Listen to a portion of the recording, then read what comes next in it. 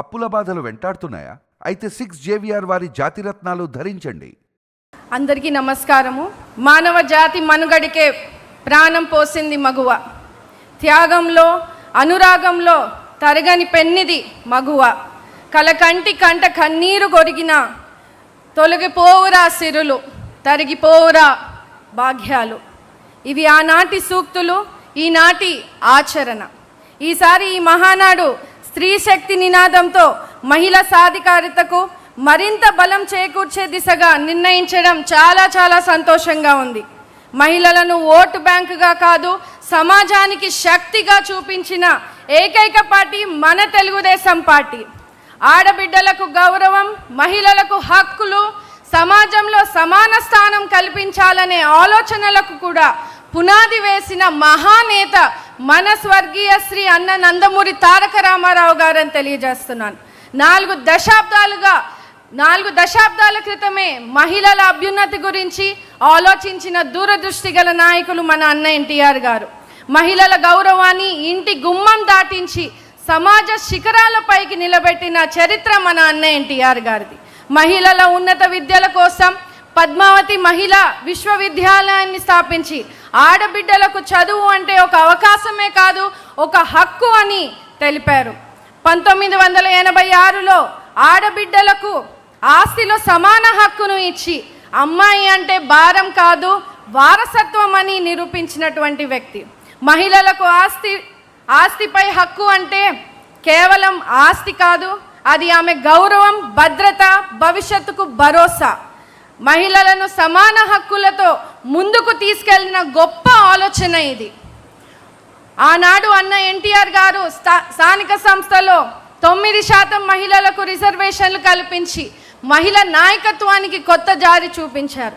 ఈనాడు ఆయన ఆశయాలను అనుగుణంగా నారా చంద్రబాబు నాయుడు గారు 33% రిజర్వేషన్లు కల్పించి మహిళలను నాయకత్వ స్థాయికి తీసుకువచ్చారని కూడా తెలియజేస్తా ఉన్నాను. జాతీయ స్థాయిలో కూడా మహిళా రిజర్వేషన్ బిల్లుకు తెలుగుదేశం పార్టీ నిరంతరం మద్దతు ప్రకటిస్తూ వచ్చింది. మహిళల బలపడితే కుటుంబం బలపడుతుంది, కుటుంబం బలపడితే రాష్ట్రం అభివృద్ధి చెందుతుంది. అందుకే మహిళల ఆరోగ్యం, విద్య, ఉపాధి, భద్రత కోసం ప్రభుత్వం అనేక సంక్షేమ కార్యక్రమాలు అమలు చేస్తోంది. మహిళలను ఆధారపడే స్థితి నుంచి ఆధారంగా నిలిచే స్థాయికి తీసుకెళ్లడమే మన చంద్రన్న లక్ష్యం అని తెలియజేస్తా ఉన్నాం. ఆనాడు డ్వాక్రా సంఘాలు తీసుకొచ్చి ఈరోజు రాష్ట్ర వ్యాప్తంగా కూడా మహిళలు స్వయం సహాయక సంఘాలను ప్రోత్సహిస్తూ 12 లక్షల స్వయం సహాయక సంఘాలు, 1 కోటి మంది సభ్యులు, 20,000 కోట్ల రూపాయలతో పొదుపు, 35,000 కోట్ల రూపాయలతో బ్యాంకు రుణాలు, ఒక్కో సంఘానికి 20 లక్షల మేరకు అర్హత. ఒకవైపు చిన్న సంఘాల నుంచి రుణాలైతే మరోవైపు CIF, శ్రీనిధి, ఉన్నతి లాంటి పథకాల ద్వారా షూరిటీ లేని రుణాలు. దీనివల్ల గ్రామీణ ప్రాంతాల్లో స్వయం సంఘాల ద్వారా పొదుపు చేసి బ్యాంకు లావాదేవీలు నిర్వహిస్తూ ఆర్థికంగా, సామాజికంగా బలోపేతం అవ్వాలన్నదే ముఖ్యమంత్రి గారి ఆలోచన. ప్రతి మహిళ పారిశ్రామికవేత్తగా కావాలన్నదే ఆయన 2047 విజన్ అని తెలియజేస్తా ఉన్నారు. 1 ఫ్యామిలీ 1 ఆంటర్ప్రినర్ అనేది ఒక స్లోగన్ కాదు, ఇది మన అధినేత గారి లక్ష్య సాధన. ప్రతి కుటుంబంలోనూ ఒక మహిళా వ్యాపారిగా తీర్చిదిద్దే దిశగా కుటుంబం ఆదాయం ఒక వ్యక్తిపై ఆధారపడకుండా మహిళలను కూడా ఆర్థిక భాగస్వామిగా మార్చే విధానాన్ని ప్రభుత్వం అమలు చేస్తూ వస్తోంది.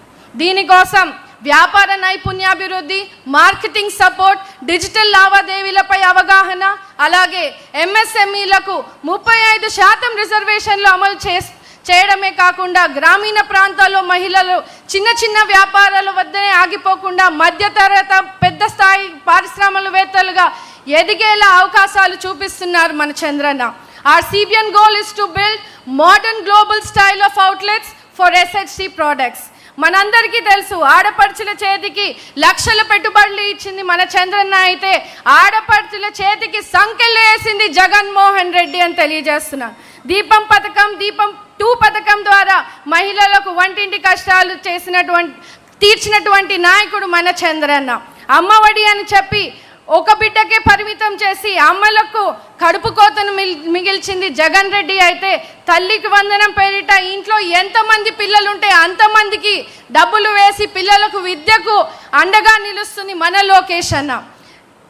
ఆనాడు జననీ సురక్ష పెట్టిన, తల్లి బిడ్డ ఎక్స్ప్రెస్ ఇచ్చిన, ఆడపిల్లలకు ఉచిత సైకిల్స్ ఇచ్చిన, పసుపు కుంకుమం కింద 10,000 రూపాయలు ఇచ్చిన, పెళ్లి కానుకలు ఇచ్చిన, షీ ఆటోస్, మహిళా కండక్టర్లు, డ్రైవర్లను నిర్మించిన, అదేవిధంగా మహిళా కమిషన్ను ఏర్పాటు చేసిన, ఆనాటి నుంచి ఈనాడు స్త్రీశక్తి పథకాలు పెట్టిన, మహిళ అంటే వ్యక్తి కాదు ఒక శక్తిగా భావించి ప్రోత్సహించినటువంటి నాయకుడు మన చంద్రన్న అని తెలియజేస్తూ, ఇది ప్రపంచం మొత్తం అంగీకరించినటువంటి సత్యం అని కూడా ఈ సందర్భంగా తెలియజేస్తూ, ముఖ్యమంత్రి గారి చంద్రబాబు నాయుడు గారి విజన్ 2047లో ప్రతి మహిళ పారిశ్రామికవేత్తగా కావడం తథ్యం తథ్యం తథ్యం అని తెలియజేస్తూ, నవశకానికి నాంది పలికే తొలి మెట్టుగా ఈ మహానాడు 2026గా నిలబడుతోంది. శ్రీశక్తి అభివృద్ధి రాష్ట్ర ప్రగతికి పునాది అని ఈ మహానాడు స్పష్టం చేస్తోంది.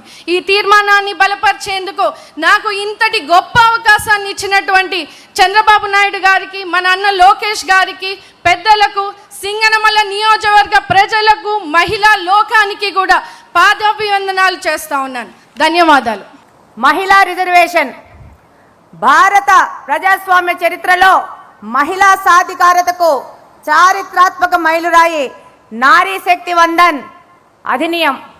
మహిళలకు చట్టసభల్లో 33% రిజర్వేషన్ కల్పించి వారిని రాజకీయాల్లో నిర్ణయాల్లో సమాన భాగస్వాములుగా నిలబెట్టడమే ఈ చట్టం యొక్క లక్ష్యం. ఇది కేవలం సంఖ్యాపరమైన మార్పు కాదు, దేశ విధానాలలో మహిళల స్వరం బలపడేలా చేసే ఒక కీలక సంస్కరణ.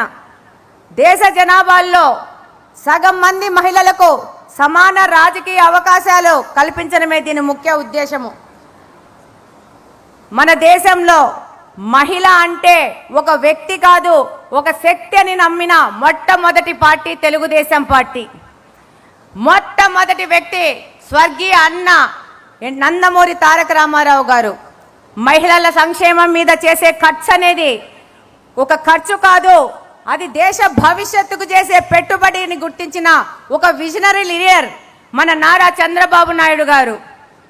మహిళా సాధికారత అంటే విద్య, వైద్య రంగాలలో, విద్యా ఉద్యోగాలలో మహిళలకు కొంతమేర అవకాశాలు కల్పించి మహిళలకు ఆర్థికంగా, రాజకీయ స్వేచ్ఛలతో పాటు ఆలోచనాపరమైన స్వేచ్ఛా నిర్ణయాలతో స్వేచ్ఛ గౌరవం ఉండాలని నమ్మిన వ్యక్తి మన యువ నాయకులు నారా లోకేష్ గారు.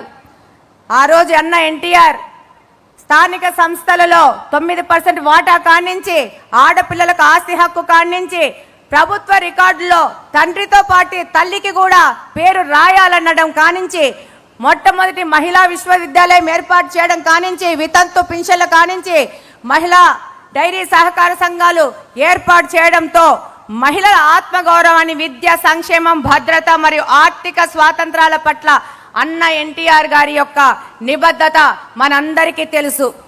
నేటి తరం నాయకులు శ్రీ నారా చంద్రబాబు నాయుడు గారు ఆ యొక్క నిబద్ధతను ఇంకా కొంచెం ముందుకు తీసుకెళ్తూ మహిళల యొక్క గౌరవాన్ని పెంచారు. దేశంలో తొలి దళిత స్పీకర్గా శ్రీమతి ప్రతిభాబాతి గారిని నియామకం కానించి, స్థానిక సంస్థల్లో ఉద్యోగాల్లో మహిళలకు 33% రిజర్వేషన్ పెంచి మహిళా కమిషన్ని ఏర్పాటు చేసి, ఏదైనా పేదలకు ఇల్లులు ఇవ్వాలంటే అది మహిళ పేరు మీద ఇచ్చేటట్లు మార్పు చేసి ఈరోజు రేషన్ కార్డు కూడా మహిళల పేరు మీద ఇస్తున్నారంటే మన నాయకుడు నారా చంద్రబాబు నాయుడు గారి మహిళల మీద ఉన్న నిబద్ధతే. ఈరోజు చంద్రబాబు నాయుడు గారి మానస పుత్రిగా డ్వాక్రా ఏర్పాటు కానించి, ఆ రోజు దీపం పథకం ద్వారా ప్రతి ఒక్క పేద గృహిణికి ఉచిత గ్యాస్ కనెక్షన్ ఇచ్చారు. అలాగనే ఒక వినూత్న పద్ధతిలో ఆ రోజుల్లో ఆర్టీసీలో డ్రైవర్లకు, కండక్టర్లకు మహిళలను తీసుకున్నారు. ఇవన్నీ మహిళా పక్షపాతిగా శ్రీ నారా చంద్రబాబు నాయుడు గారు నిలిచారు. ఈరోజు కూటమి ప్రభుత్వం అధికారంలోకి రాగానే దీపం 2.0 కింద 3 సిలిండర్ ఉచితంగాని, మహిళలకి బస్సుల్లో ఫ్రీ గాని, తల్లికి వందనం ద్వారా మహిళా ఆడపిల్లలు స్కూల్ డ్రాప్అవుట్స్ కాకుండా ఈరోజు మహిళల కోసం ఎన్నో కార్యక్రమాలు చేస్తున్నారు. మహిళా రిజర్వేషన్ అనేది ప్రభుత్వాలు చేపట్టాల్సిన సంక్షేమమో లేదో బాధ్యతనో కాకూడదు, దాన్ని మహిళల హక్కుగా భావించాలని ఈ సందర్భంగా తెలియజేసుకుంటున్నాను. 48% ఉన్న మహిళలకి జీడిపి కేవలం 18%గా చూపిస్తున్నారు. దీనికి కారణం అన్ఆర్గనైజ్డ్ సెక్టార్లో మహిళలు పనిచేస్తున్నారు, వాళ్ళ కష్టాన్ని లెక్కించడం లేదు. అది మొత్తం కలిపితే ఈ యొక్క జీడిపి అనేది 30% వరకు చేరే అవకాశం ఉంది. ఈరోజు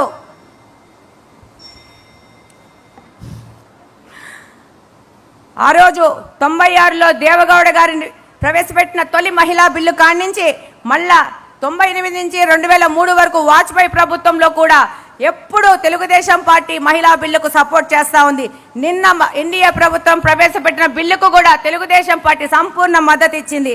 ఈరోజు ఈ మహిళా బిల్లును స్త్రీశక్తిలో భాగంగా తీర్మానాన్ని బలపరిచే ముందు ఈ కార్యక్రమానికి ముందుగానే మన నాయకుడు నారా లోకేష్ గారు రాబో ఎన్నికల్లో 33% రిజర్వేషన్ మహిళకు కేటాయిస్తాము, మహిళా క్యాండిడేట్లను ఎంపిక చేసేటప్పుడు 33% రిజర్వేషన్ ప్రకటిస్తామన్నందుకు ఇక్కడున్న మహిళా శాసనసభ్యులందరూ ఒక్కసారి నిలబడి నారా లోకేష్ గారికి అలాగనే మన ముఖ్యమంత్రి నారా చంద్రబాబు నాయుడు గారికి ఒక ధన్యవాదాలు తెలియజేసుకుంటారని కోరుకుంటున్నాను.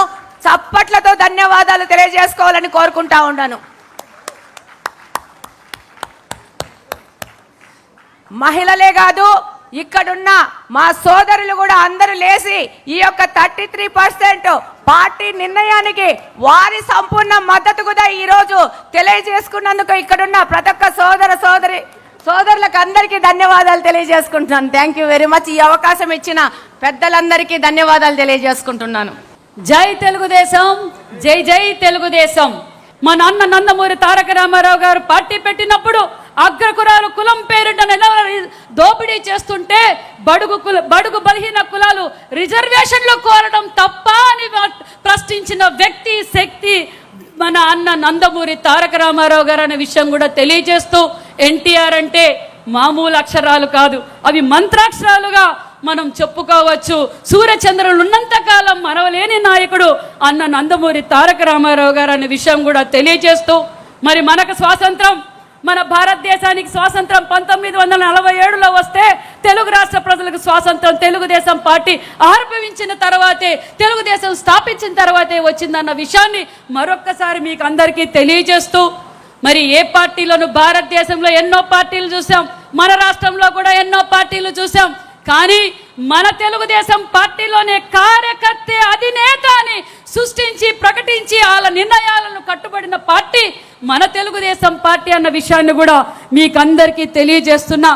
మన కార్యకర్తలే మనకు బలగం అన్న విషయాన్ని కూడా మీకు తెలియజేస్తూ, మరి మన యువ నాయకుడు మన వర్కింగ్ ప్రెసిడెంట్ నారా లోకేష్ బాబు గారు టెక్నాలజీని ఉపయోగించి మరి ఈరోజు ఎంపీలను ఎమ్మెల్యేల అభ్యర్థులని ఎవరు ప్రకటించారు, ఎవరు డిసైడ్ చేశారంటే IVRS కాల్స్ పెట్టి మన తెలుగుదేశం కార్యకర్త అధినేతని మరి నిర్ణయించిన పార్టీ మన తెలుగుదేశం పార్టీ అనే విషయాన్ని కూడా మీకు అందరికీ తెలియజేస్తూ, మరి అలాగే పార్టీ కోసం అహర్నిశలు శ్రమించిన మన కార్యకర్తలకు అగ్రతాంబూలం వేస్తుంది మన యువ నాయకుడు నారా లోకేష్ బాబు గారు.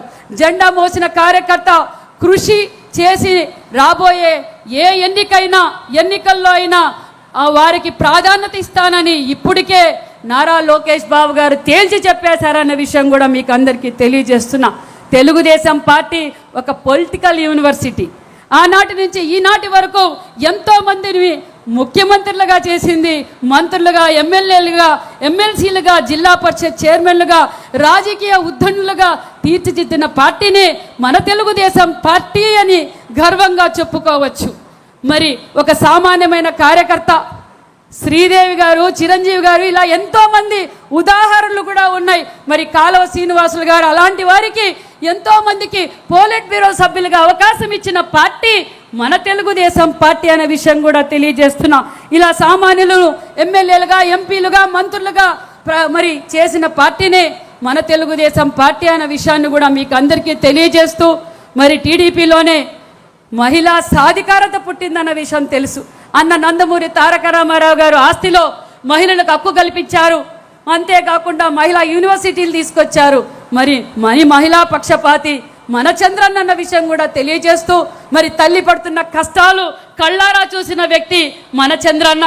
మరి దీపం 1 కావచ్చు, దీపం 2 కావచ్చు, ఆదరణ కావచ్చు, అదే విధంగా మహిళలకు అన్ని రంగాల్లోనూ ఈరోజు తెలుగు రాష్ట్ర ప్రజల్లో, తెలుగు రాష్ట్ర మహిళల్లో ఈరోజు గ్రామీణ స్థాయి నుంచి జాతీయ స్థాయి వరకు, అంతర్జాతీయ స్థాయి వరకు మహిళలు అగ్రగామిగా తెలుగు రాష్ట్ర మహిళలు ఉన్నారు అంటే ఆ విజనరీ లీడర్ మన చంద్రన్న అన్న విషయాన్ని కూడా మీకు అందరికీ తెలియజేస్తున్నాను.